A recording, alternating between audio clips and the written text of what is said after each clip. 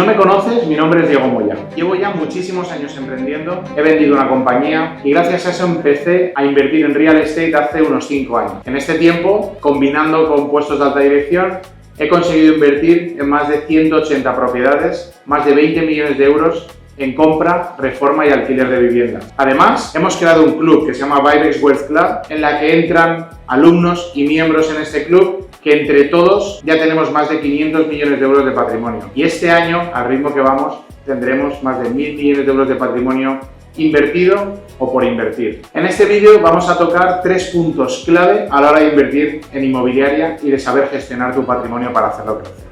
Primero, el contexto económico general, tanto a nivel macro, a nivel mundial, a nivel de mi país, como a nivel micro, a nivel de mi localidad donde yo quiero invertir y desarrollar todo mi business relacionado con las inversiones. Aquí tenemos 3 posibles cambios que me pueden afectar gravemente o me pueden beneficiar si sé jugar con ellos. Dentro de los cambios económicos globales tengo que tener en cuenta 3 factores fundamentales. Primero, los cambios políticos y administrativos. Segundo, la inflación y las tasas de interés. Y tercero, los propios cambios del comportamiento del mercado que normalmente se originan por culpa de los 2 primeros. Dentro de la primera, en los cambios políticos y administrativos, sabes que estamos en un mundo muy cambiante, muy global, que todo lo que viene, principalmente de Estados Unidos, o los cambios a nivel de Europa, pues afectan a diferentes países. Afecta a nivel monetario, afecta a nivel legislativo y afecta a nivel tributario.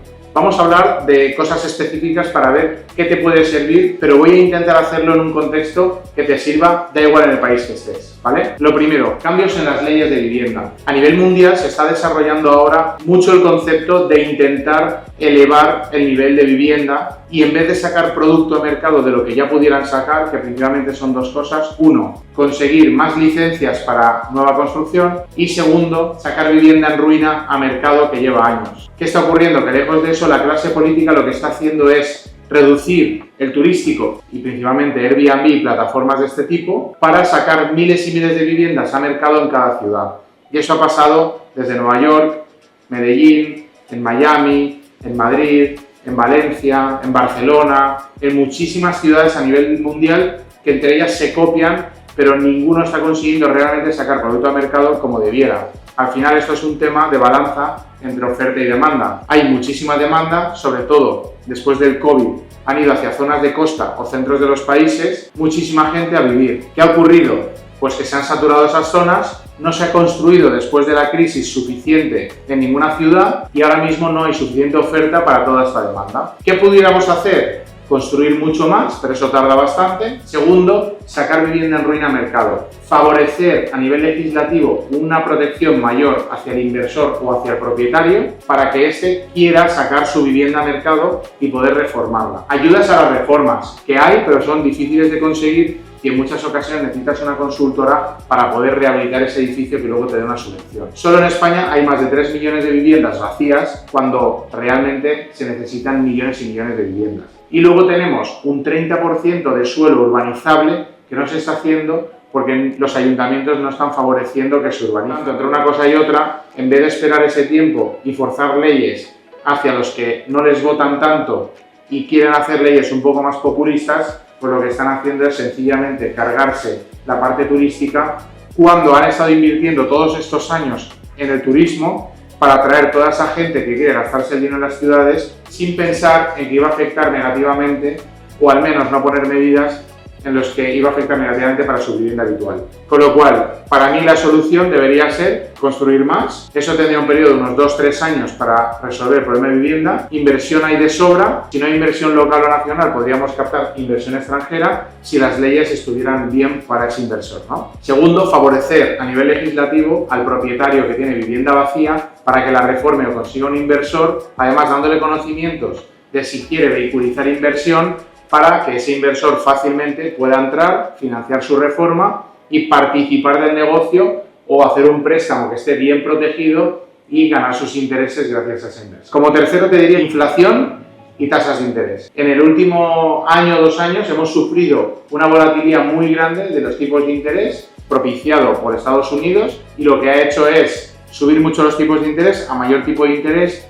menos financiación bancaria y por tanto menos liquidez en el mercado para que la gente pueda comprar su vivienda. primera vivienda, pero también los inversores. El inversor no es igual que capte deuda al 1,5% que al 3,5%, porque a nivel de economics se le va a romper un poco, ¿vale? Entonces, es muy importante entender los tipos de interés como... En cualquier caso, tipos de interés en Europa que pueden rondar el 3% para inversor e incluso bajar para propietario de vivienda habitual, pues ahora es fácil y barato financiarse para comprar viviendas. Hay mucha gente que está esperando a que bajen tipos de interés y esperando a que baje precio de mercado, y eso no va a ocurrir, sobre todo en las ciudades que tienen alta demanda y baja oferta. Con lo cual, el momento es ahora. Yo compraría, financiaría, siempre con un control. Ya sabéis, a mí no me gusta tener dentro de una cartera más del 30% de deuda frente al colateral o el equity que tengo de todos los activos libres de cargas, ¿vale? Con lo cual intentaría financiarme en ese sentido a esos porcentajes, ¿vale? Sabéis que la inflación año a año nos venden que el IPC es bajo, pero la realidad es que la inflación desde hace muchos años, sobre todo en la parte de vivienda, es de más del 7% anual. Por lo cual, si tienes el dinero parado en el banco, está perdiendo al menos un 7% del valor anual. ¿Qué significa? Que en 10 años habrás perdido casi todo tu poder adquisitivo. No podrás comprar la vivienda que podías comprar hace 10 años, no podrás comprar el coche que podías comprar hace 10 años, con lo cual el dinero no debería estar parado y debería estar invertido. Mínimo en un fondo monetario al 4% o más. También hay que ver el tipo de interés que están dando en cada país y en base a eso pues puedo invertir. Si estamos en México tenéis 2 CETES y si estamos en otros países tienen otras estructuras que podéis ganar un tipo de interés que al menos no venza la inflación, pero al menos os permite recuperar parte de ella. Lo mejor, invertir en renta variable o invertir en inmobiliaria. Sobre todo apalancado porque me permite el efecto multiplicador de poder multiplicar mi patrimonio en unos 12 años en un por 3, ¿vale? Con una buena inversión, no hace falta que sea una inversión mágica y un 40-30% de apalancamiento, yo puedo triplicar mi patrimonio en solo 12 años. Por tanto, control sobre la inflación, control sobre la rentabilidad, siempre fijándome mínimo que venza la inflación y controlando los tipos de interés que la deuda me permite tener ese efecto multiplicador. Y por último tendríamos el comportamiento reciente de los mercados en el que no sabemos lo que va a ocurrir, pero podemos entender algunos datos a nivel macro y luego específicamente en tu ciudad cómo se está comportando el mercado, ¿no? Si tú estás en una ciudad en la que el mercado ha hecho que atraiga muchísima gente, por ejemplo eso pasó en Miami, con los bajos tipos de interés y con la apertura durante el confinamiento, pues muchísima gente de San Francisco y de Nueva York, ricos o muy wealthy, lo que hicieron fue irse a Miami a vivir. ¿Qué pasa? Eso inflacionó la ciudad y la multiplicó por muchas veces a nivel de precios de real estate. Eso pasa en muchas ciudades del mundo. Ha pasado en Tulum, ha pasado en Valencia, ha pasado en Madrid, pasó en Barcelona, ha pasado en Medellín y ha pasado en muchas ciudades. Por supuesto en Dubái, que ya sabemos que es un polo de atracción de talento y de riqueza brutal, ¿no? Por tanto, en todas estas ciudades hay que estudiar qué ocurre en esa propia ciudad, entender luego el país, los cambios que está viendo el mercado, pero de manera general podemos entender que la oferta es muy baja, la demanda es muy alta, sabemos que durante los próximos años van a seguir subiendo los precios, los tipos de interés van a tender a bajar un poco o al menos a estar muy controlados y hay muchísima liquidez en el mercado. Entonces ahí vamos a ver que tienes que entrar ya, eso es muy importante. No dudes en entrar, no sobrecompres, no pagues sobreprecio, pero entra ya a invertir porque el momento es ahora, es decir. Aquí hemos acabado con el bloque 1 y nos vamos al bloque 2, que es protección y liquidez. Aquí tenemos varios puntos. El primero es qué porcentaje o cantidad se reserva para tu fondo de emergencia, dónde estás guardando o invirtiendo ese dinero para que no pierda valor y venza la inflación que hemos hablado antes, por qué priorizar a veces tener cierta liquidez frente a estar totalmente invertido, ¿vale? Cuando yo digo que hay que invertir el dinero para vencer la inflación, no significa que haya que invertir el 100% en ese momento, ¿vale? Por lo cual la caja es muy importante tenerla. Y luego os voy a dar algunos consejos que son clave a la hora de invertir, a la hora de preservar patrimonio o incluso hacerlo crecer. Por tanto, vamos con el primero, que es qué porcentaje debería destinar a imprevistos, ¿no? Esto se llama tradicionalmente el fondo de emergencia. A mí no me gusta tener un fondo de emergencia muy amplio porque sé que tengo rentas, que tengo dividendos y que el dinero va a seguir entrando, ¿no? Y con mis empresas también. Todo depende de tu situación. Si tú partes de una situación básica en la que estás en un trabajo que potencialmente te vas a dejar porque sientes que estás en una cárcel de oro, o una empresa que vas a liquidar porque ves que no estás reaccionando suficiente, pues igual yo me guardaría unos 6-8 meses de fondo de emergencia para que me permita poder elegir. Esto es algo muy importante, ¿vale? Es muy importante poder elegir en la vida donde quiero trabajar, el proyecto que quiero hacer y muchas veces necesito tener cierto tiempo. Muchos de vosotros tenéis prisa en patrimonializar o invertir porque queréis dejaros el trabajo o queréis dejar la empresa Pero eso es un error. Lo importante es, tengo un buen presupuesto de emergencia, voy a formarme bien, voy a hablar con buenos mentores, voy a generar buen networking y a partir de ahí es cuando ya puedo empezar a invertir de manera más inteligente. Porque hay veces que se necesita rotar capital, otras veces se necesita patrimonializar, ¿vale? Por tanto, fondo de emergencia con 3 meses sobra si tienes rentas entrantes. Si no, intentaría atender entre 6 y 12 meses, pero eso siempre te tienes que planificar cuánto tiempo vas a estar sin que te entre ese income, esos ingresos, y por tanto vas a necesitar tener esos ahorros e ir gastando. En cualquier caso, siempre en una cuenta remunerada o en un fondo monetario, ¿vale? De libre disposición que tú en un momento puedas disponer y ya está. ¿Dónde guardar el dinero? Sería la siguiente cuestión, que es si el presupuesto de emergencia yo lo tendría dentro del fondo monetario o cuenta remunerada, el resto de inversiones yo tendría una distribución dependiente de tu plan de vida. Y fíjate que no digo tu perfil de riesgo. Cuando tú vas al banco tradicional o banca privada, lo que te dicen es, eres agresivo, eres conservador, eres moderado. Cuando empiezas a invertir, esa mentalidad que empiezas a desarrollar y a desbloquear cuando empiezas a conectar con gente diferente que está a otro nivel, de repente en 5 meses te puede cambiar la mentalidad y pasar de un perfil muy conservador a un perfil moderado o incluso agresivo, ¿vale? Con lo cual yo intentaría más bien hacer un plan que es diagnóstico inicial, dónde parto, dónde quiero llegar, mis sueños, y hacer como hitos en medio, que es un breakdown de todo lo que voy a desarrollar como plan, y así planifico para ver cómo consigo cada hito en el camino. Y en base a esto, pues distribuiría mi capital, porque no es lo mismo no poder llegar. Imaginaos que parto con $500.000 euros y quiero llegar a 3 millones, por 6 veces. No tengo vaca lechera, a excepción de un trabajo, pues ese capital voy a tener que rotarlo. Sin embargo, si yo tengo ya los 3 millones de euros, pero los tengo en un fondo o los tengo en cash, va a ser más fácil que los invierta. O es posible que tenga 2 millones y solamente necesite apalancar 1 millón, con lo cual ya patrimonializo y compro vivienda, compro un par de edificios y ya me permite estar totalmente invertido y solo esperar la amortización de la deuda, ¿vale? En base a tu plan de vida es cuando se marca ese destino de la inversión. Con lo cual, como resumen, fondo de emergencia en cuenta remunerada y en fondo monetario, e inversiones, pues depende de tu perfil, en base a tu plan de vida, pues haré una distribución de foco en un solo activo, dentro de ese activo rotación o patrimonialización, y dentro de la distribución, cuando ya haya completado ese hito principal, que ya me haya focalizado en un activo, que puede ser activo financiero, puede ser real estate, ya amplío a otro tipo de sector. Como tercero te diría que la liquidez es muy importante, siempre me tengo que reservar algo de caja, tengo mi fondo de emergencia, empiezo a invertir y siempre tengo que tener activos que pueda apalancar, por ejemplo, fondos o acciones que luego puedo sacar dinero pignorándolas, ¿vale? Eso se llama préstamo pignoraticio. O si estoy muy invertido en real estate y veo que no voy a poder vender los activos tan fácilmente porque el activo real estate no es tan líquido como un fondo de inversión, pues lo que haré es dejarme parte en caja en una cuenta remunerada esperando a una buena oportunidad, pero porque estoy haciendo un trabajo muy continuo y muy activo de buscar la oportunidad clave, ¿no?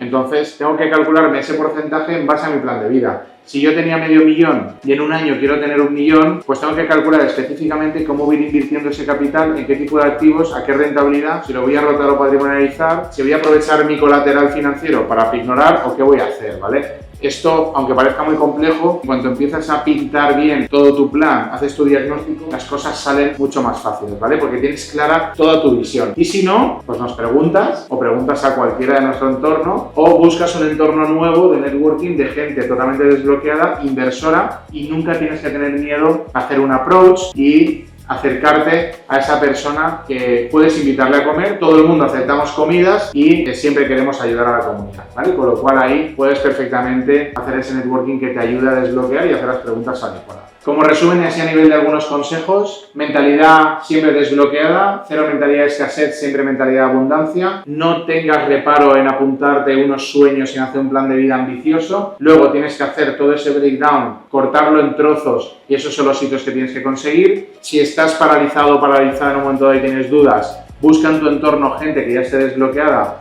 o búscalo por internet, como me habéis encontrado a mí, por ejemplo. Y por último, ten muy controlado a nivel financiero y económico tus gastos, tus ingresos y tus inversiones, porque la clave en la vida es la caja. Sin caja y sin control de caja puedes tener problemas, ¿vale? Porque tú puedes tener un balance muy saneado, puedes tener un PIG en el que tú tengas los ingresos y los gastos que aparentemente te están cubriendo, pero de repente en el PIG sale saneado porque dices, mira, tengo un 30% de los gastos mensuales es amortización del principal de la deuda, que no es un gasto y no se va a reflejar en el PIG, pero luego no tienes caja. Entonces, esto es muy importante que controles. Y si no tienes estabilidad, la buscas. Buscas a alguien que por unas horas te ayude con la estrategia financiera de tu patrimonial, ¿vale? El bloque 3 es el apalancamiento bancario. Es muy importante este apalancamiento bancario, como yo he dicho antes, que es contraer deuda con el banco, puede ser préstamos a tu empresa, puede ser préstamos tecnológicos contra tu colateral financiero, fondos y acciones y cripto, puede ser préstamos con garantía hipotecaria, que es la que tiene contra los inmuebles, una hipoteca, y también puede ser préstamos de inversores en un momento dado si el banco todavía no confía en ti porque no tienes balance en la empresa, o no tienes suficiente histórico, o no tienes nóminas suficientes, pero tienes un gran proyecto que presentar, ¿vale? Entonces la financiación es indispensable para poder multiplicar. Y te voy a poner un ejemplo muy fácil. Imagínate que quieres invertir tu 1.000.000 de euros que has ganado en la venta de tu empresa o que has heredado. Y tú quieres multiplicarlo hasta 3 millones. Solo necesitarías contraer 1.000.000 de euros de deuda, que es 50 y 50, invertir en un edificio que esté a un 10 o 15% descontado, tampoco hace falta que nos compliquemos mucho la vida. Hemos invertido 2 millones y lo he conseguido al 15% de descuento, con lo cual mi activo el día 0 vale 2.3 millones en cuanto haya acabado la obra y le haya agregado valor. En 10 o 12 años seguro que sube un 30%, subirá por encima de 3 millones. Y en ese tiempo que yo contraje la deuda a 15 años, seguro que por la inflación, al aumentar alquileres, se ha reducido el repago a unos 12 años. Por eso yo siempre digo que si yo tengo 1 millón con otro 1 millón de deuda y compro con algo de descuento el edificio, dentro de 12 años tendré el triple de capital disponible y además todo equity, libre de cargas, ¿vale? Será colateral, activos libres de cargas, todo equity, no tendrá deuda, porque habré amortizado la deuda y habrá subido de valor el activo.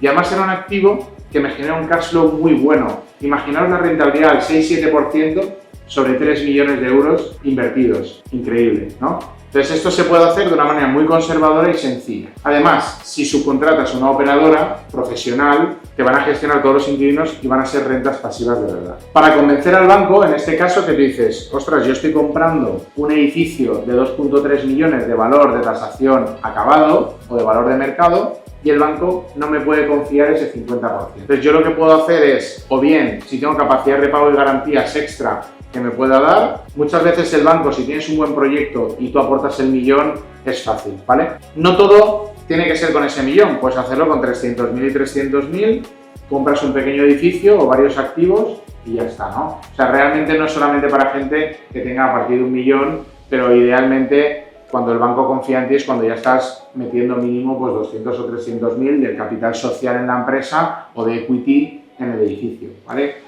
La relación con los bancos es compleja, frustrante, pero a la vez sencilla cuando entiendes las reglas del juego. Si estás con tu patrimonial, balance saneado, muy actualizado, P&G muy claro, no metamos más gastos deducibles o no deducibles, aunque hagamos la trampa, dentro de la empresa, porque lo que voy a hacer es mermar. Para captar deuda tienes que pagar impuestos y eso es muy importante. Mucha gente no lo entiende, deja las sociedades a casi cero a final de año por no pagar impuestos y luego no consigue la deuda, que ese efecto multiplicador de 1 por 3 en 12 años o más, depende de cómo haga juego la deuda, pues imaginaros, está mermando por no haber pagado unos pocos impuestos, ¿vale? Entonces, es muy importante. A nivel personal lo mismo, si presento rentas y nóminas, que sepamos que la nómina se considera al 100%, pero si tengo alquileres solo al 50%. Yo puedo estar ingresando 10.000 euros de alquileres, pero el banco solo me va a considerar 5.000, con lo cual hay que tener muy en cuenta que cuanto más saneado, mejor explicado, le presento un dossier o incluso un one-pager al banco. ¿Quién soy? ¿De dónde vengo? ¿Cuál ha sido mi trayectoria, aunque no sea de real estate? Aunque no tenga histórico de alquileres. ¿Quién soy a nivel profesional o empresarial? Me presento allí, le hago la vida fácil al banquero para que lo presente a riesgos bien y a partir de ahí ya la relación va a ser mucho más fácil, ¿vale? Y sobre todo, un forecast o unas expectativas, ¿vale? Un plan financiero de lo que quiero que sea mi proyecto de real estate. Porque vamos operación a operación, pero ellos a veces es interesante que vean la proyección total. Si has llegado hasta aquí, significa que estás interesado en estructurar tu patrimonio de la forma correcta. Y si lo quieres hacer minimizando riesgos y acompañado por expertos, que ya lo hemos hecho antes, te invito a unirte a la lista de espera de nuestro programa Real Estate Growth Program. Es un espacio donde aprenderás a construir y multiplicar tu patrimonio inmobiliario con mi propio respaldo y el de todo el equipo que tenemos de coaches y de expertos. En Byrex vas a tener acceso a mentorías personalizadas, a un montón de contenido, networking con compañeros, partners y otros miembros del club vas a tener acceso a un montón de herramientas que te van a permitir no solo saber cómo patrimonializar, sino hacer crecer todo tu patrimonio. Vas a saber manejar los temas fiscales, estructuración societaria, inversiones a nivel internacional, rentabilidades. Vamos a hablar de real estate, de fondos, de private equity, search funds, venture capital, cripto. Hablamos de todo para que tengas una cartera súper bien estructurada, muy optimizada y con garantías de crecimiento. Y los bancos aquí son muy importantes también y eso lo vamos a tocar muchísimo para que no te quede ninguna duda de cómo tener tu data room, que es la carpeta que le mandas al banco con toda la documentación súper bien estructurada. Te dejo el enlace aquí abajo, nos encantaría poder ayudarte, poder darte toda la claridad que necesitas. Vas a entrar y tu mindset a nivel mental vas a cambiar brutal, ¿vale? Te vamos a ayudar con todas tus creencias limitantes, miedos, para hacer tu plan de vida y tener toda la claridad de que vas a hacerlo crecer y que vas a tener certeza de que además vas a tenerlo controlado y muy bien optimizado. Nos vemos en el Real Estate Growth Program.